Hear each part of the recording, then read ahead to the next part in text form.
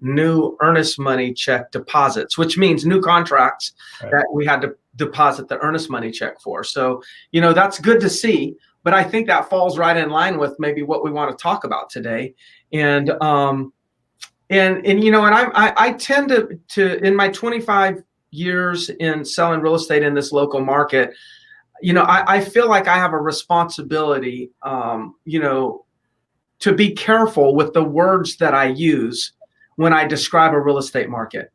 And I'm not one, if you ever look at my history, I'm not one to have to use a lot of strong language for what we call clickbait and things like that. I'm very careful at how I word things because I want to be as authentic as I can. But we're looking at some data now, Abe, that I've never seen in my career, or at least I've never seen it. If it existed, I wasn't aware of it. And that is the amount of pendings that exist in the marketplace compared to the amount of listings that are on the market. In other words, what percent of the inventory is under pending status? And I am going to use a word that I think is very appropriate. Okay, very appropriate. And that is, we're experiencing an inventory crisis right now. Like literally, we have it, not just me and you, agents and buyers are frustrated because we've got buyers that are wanting to buy. They're pre-approved, they're qualified to buy, they have the money, and they are on the sidelines, not because they're waiting to see what happens, because there's nothing for them to buy. It depending on what the category is, a residential home, sometimes, the first day it goes on the market, you're getting flooded with showings, 8 showings, 7 showings within the first 24 hours. And that's because agents and buyers are frustrated because there's nothing available. I know right now, communities right now where people have said, hey, Greg, do you have anything coming up in this one community? The buyer has seen everything that's on the market. There's only maybe a few. They don't fit what they're looking for, but they need to buy in this community. They're ready to buy. Please tell me if you even get somebody remotely thinking about selling. That's an inventory crisis. So what do you have to say about that, Abe, or share with us on that? Yeah, there's no question. And typically we wait for the numbers until the end, but I think things are different right now. Things are so busy that the biggest focus is on the numbers right now of what's happening. Yeah. So I absolutely agree. I mean, stuff that's hitting the market is selling quickly. Now, that doesn't mean that there's no homes out there for sale. There's homes out there for sale. But when you're actually searching for homes for people, for buyers, man, it's slim pickings out there. So whenever a good quality home hits the market, it's selling so quickly right now. And I want to bring up this chart real quick, Greg, because I think this kind of illustrates what we're talking about. So, every week we talk about the ratio between what's pending relative to what's on the market. And I've said all along, it's always been hovering around at 34%. And look at what happened just in this past week alone. We've jumped to 39.22%. So I want to make sure people are clear on what that means.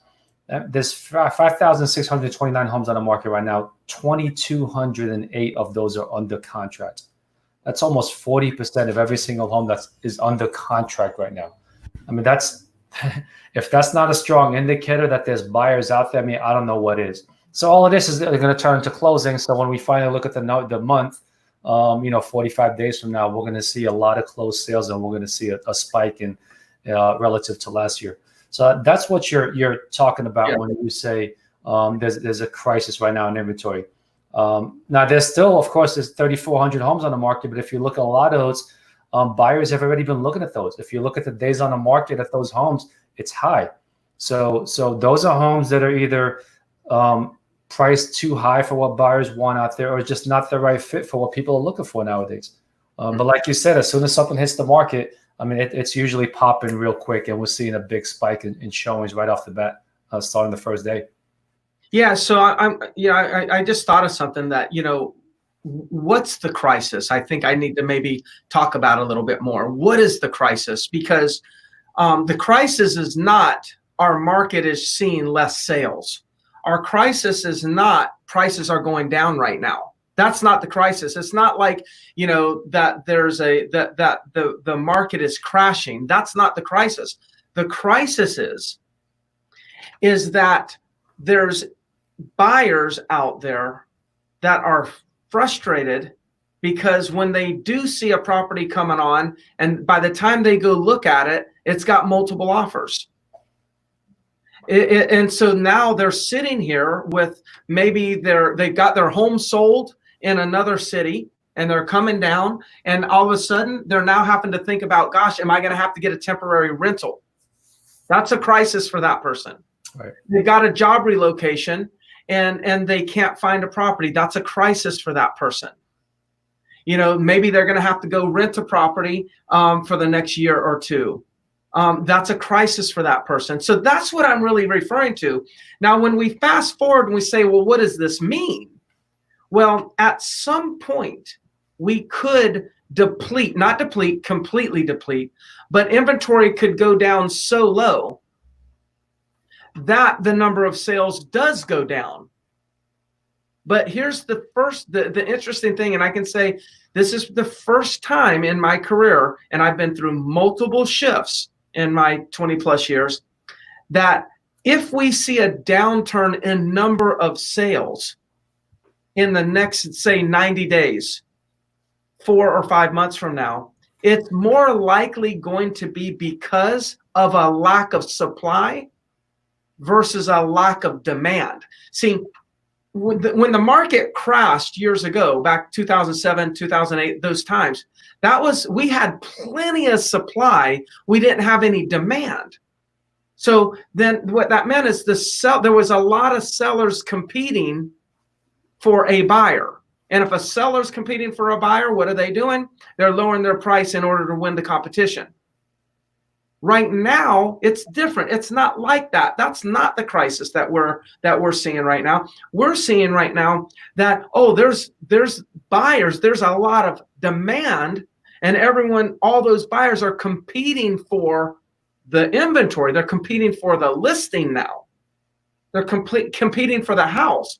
So just like sellers had to actually, if the sellers are chasing buyers, then what ends up happening is buyer gets a lower price. But when buyers are chasing sellers, typically the buyer pays a higher price. And that's where we are right now. But we could see just lower sales in general because there's no inventory or very little. Now we're also looking to see, okay, what's going on with the builders? And it does look apparent to me that the builders are optimistic and they're planning to continue to build and maybe pick up the pace, but there's a little bit of delay in inventory. It's like we're depleting the inventory faster than the builders can actually build inventory. There's a gap of time there. So it's just an interesting time. Yeah, I mean, that's a great point to illustrate it back to 2008 and the difference between this market and that market back then. Yeah, I mean, when the crisis, again, is when people are sitting on the sidelines waiting for a property that fits their criteria. Yeah. As opposed to what we used to is people say, okay, I want to see these 5 or 6 homes. They send you a list, right? Now it's like, okay, we can't find anything. Can you please find me something that fits my criteria? And they're just waiting for people to hit the market.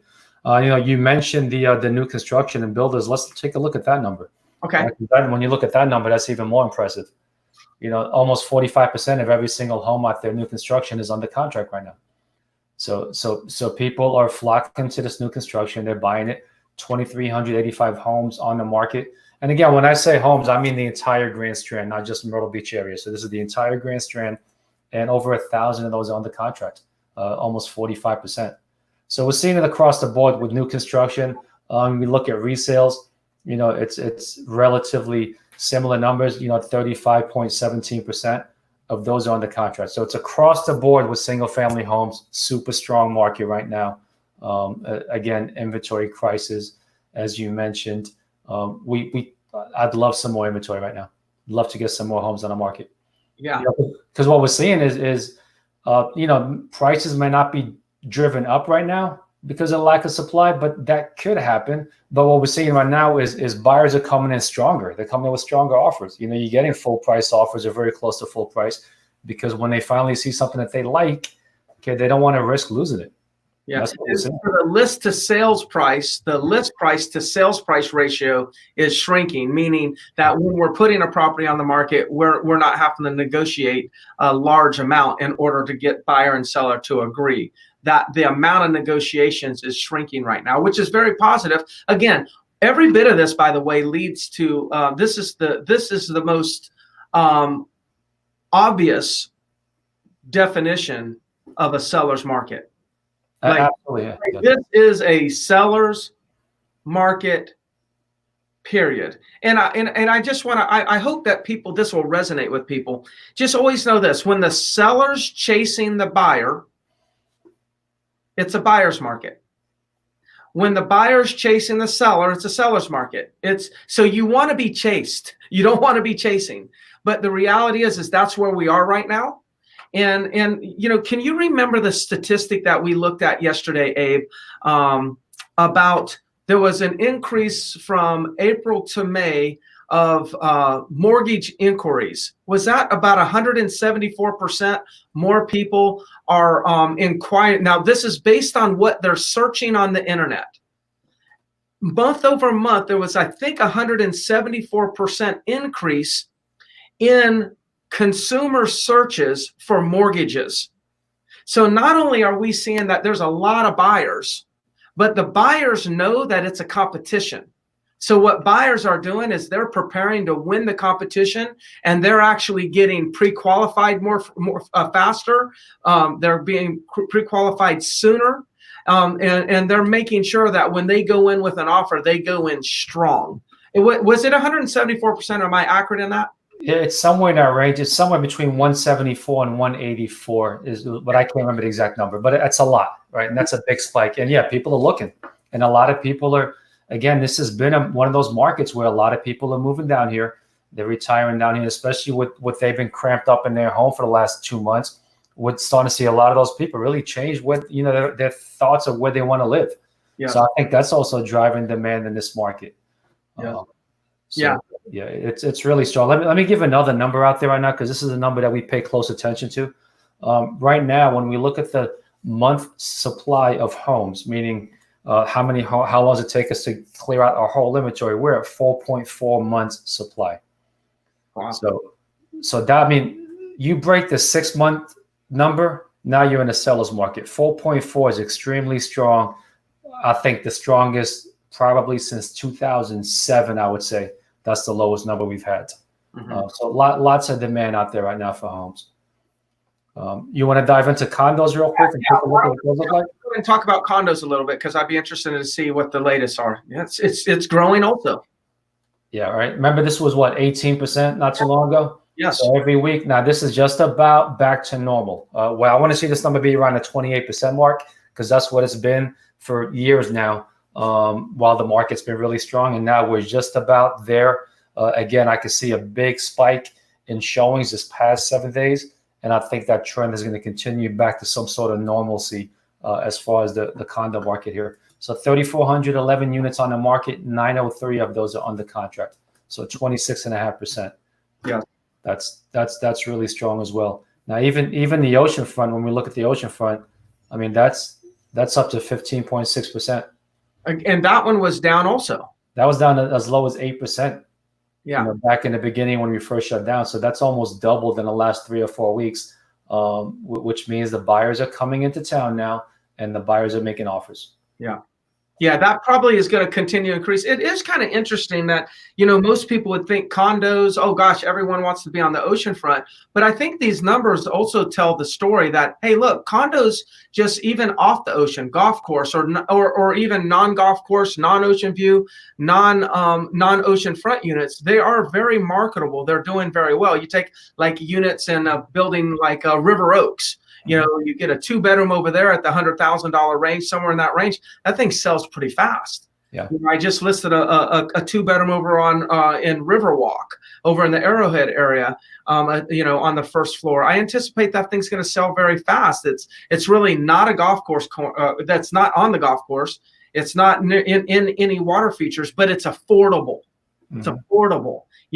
Anytime you get in that below $130,000 range, those condos are really, really desired. And a lot of that has to do with affordability. So I think when we look at not just the oceanfront, just condos overall, people are also moving towards those condos because they can have home ownership or property ownership. And they can, and where you can't buy a house at $150,000 anymore. So those condos have increased in popularity just due to the fact that some people that are buying them actually originally wanted to have a house, but they can't buy a house right now. Unless they go out to really the outskirts. And, and one day it'd be interesting, Abe, maybe we could talk about this, is to look at the growth in sales in the area of, say, Longs and Aner. Okay. And we can see, because a lot of the growth in those outer areas that we used to not really even, give a lot of consideration to, those areas are booming. And a lot of that has to do with the builders are having to build out there because they can get affordable land and still build affordable product. In the Myrtle Beach area, Carolina Forest area, land is there, but it's so expensive that they have to now build $300,000 houses or more to make profit. And there's, and that's not where the need is. The need is $300,000 and below. So it'd be interesting to kind of show our audience, what is it looking like in the outskirts, because that's a product of increased sales, lower inventory, and rising prices, pushing people out and expanding the marketplace. That's exactly it. So the circle for Myrtle Beach proper, or the Myrtle Beach area, is really starting to expand. Yeah, Longs is really hot right now. Little River, anything heading further west as well, Conway, even all into Aner. Yeah, right? So we're seeing, because affordability. Yeah, you can't find homes in Myrtle Beach that people want to buy as far as affordability, right? So it is stretching out further out west. Now, when we look at the condos, the month supply, we're at a 5.6 right now. I don't know if you remember, last month we actually hit the 6-month mark. So we were at number 6. So it looked like it was going to start to possibly transition into a buyer's market. And then all of a sudden we've had this mad rush these last 2 weeks, and it drove the inventory back down to 5.6. Yeah. So not as strong as single family homes, but still really strong for this area. Yeah, and I think we have to still remember that condos are, for the most part, is a discretionary product. It's more of a want than a need. And so I think with everything going on around the country, some people are a little bit tighter with their finances right now, and are kind of holding back on getting things that they don't need. So I think that explains it. Also, we got seasonality, which we know condos and homes sell every single month of the year. But with everyone kind of being kind of cooped up and locked up, recently, and that's opening up, and then it happens to be the summer, everyone's coming down to Myrtle Beach. I think we're going to see that number creep down even a little bit more, but we'll see what happens as we approach the fall and the winter, to see if that creeps back up. I'm hoping not. I enjoy a nice, healthy, and active, strong real estate market, but at the same time we have to be realists that that at some point these things may level off just slightly, but we're going to keep reporting it, of course. Yeah, absolutely. So my advice to people out there, because I talk to a lot of sellers, and a lot of people own condos here, and part of the reason that they purchased them was to have a place that eventually they're going to retire down here to, right? But then when they finally do retire and they move down here, guess what they do? They sell the condo, buy a single family home. Yeah. So right now, with interest rates as low as they are, this could be a really good time, since the condo market has picked back up again. This could be a good time to trade up. That's right. Good time to go ahead and sell your condo, and then roll it into a single family home and lock in those low interest rates. Yeah, reposition yourself from a short-term kind of living, condo type living, reposition yourself into more a longer term type of living product, which is going to be residential home. I think that's good advice. Well, hey, good information as always. Hopefully for you all that are listening and staying in tune, please subscribe to the YouTube channel. Please pay attention to when we do these notifications. I hope that you are receiving what we're intending for you to receive, which is just really good information, good dialogue about the real estate business. And of course, at any time, if you have questions, please reach out to Abe or I. Our numbers are there. Questions that people a lot of times we're getting right now is people are saying, hey, could you tell me what's going on? And can you give me the numbers for for Plantation Lakes? So we're getting people to ask us, can you give us specific numbers for communities? So if that information could ever be valuable for you, no matter what, we're not concerned if you're going to list with us, buy, sell, or do anything. You don't have to be even thinking about doing a transaction. If you would just like that information, just reach out to us. We'll give you that, no strings attached. And we just hope that, we can provide a good value to the consumers and property owners and maybe future property owners of Myrtle Beach and the Myrtle Beach Grand Strand area. Absolutely. All right, Greg. Well, enjoyed it. Thank you guys out there for watching. Let us know if you need anything you need. All right. Thanks, Ed. Bye-bye.